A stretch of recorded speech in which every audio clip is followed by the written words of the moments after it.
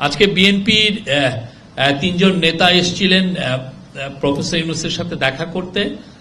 তারা হলেন Mirza Fakhrul Islam Alamgir, secretary general, Salauddin Ahmed এবং মেজর হাফিজ উদ্দিন আহমেদ।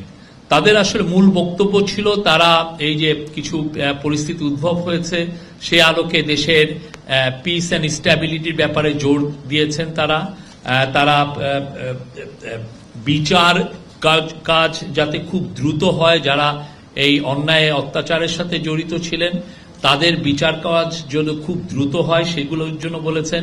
এবং বিএনপির অসংখ্য কর্মী, বিএনপি কেন অপোজিশনের অনেক অসংখ্য কর্মী আপনি জানেন তাদের বিরুদ্ধে প্রচুর মামলা ছিল। তারা বলেছেন প্রায় 1,25,000 মামলা, এবং সেই মামলার তার বিষয়ে তারা জানতে চেয়েছেন যে এটা খুব দ্রুত যাতে মামলাগুলো, যেহেতু এটা হয়রানিমূলক ছিল এবং এটা অনেক ক্ষেত্রে গায়েবী মামলা হয়েছিল, সেগুলো উইথড্র করার কথা বলেছেন।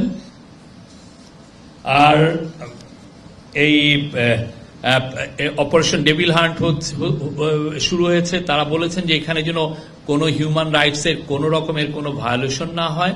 এবং চিফ অ্যাডভাইজারের তরফ থেকে বারবার বলা হয়েছে কোনোভাবেই হিউম্যান রাইটস ভায়োলেশন হতে দেওয়া হবে না।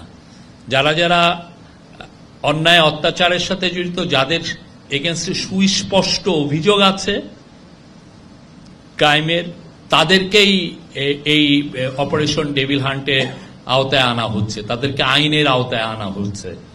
এই ব্যাপারে আমরা খুবই সিরিয়াসলি মনিটর করা হচ্ছে। কোনো ধরনের কোনো হিউম্যান রাইটসের কোনো ভায়োলেশন আমরা চাই না হোক এবং হবেও না।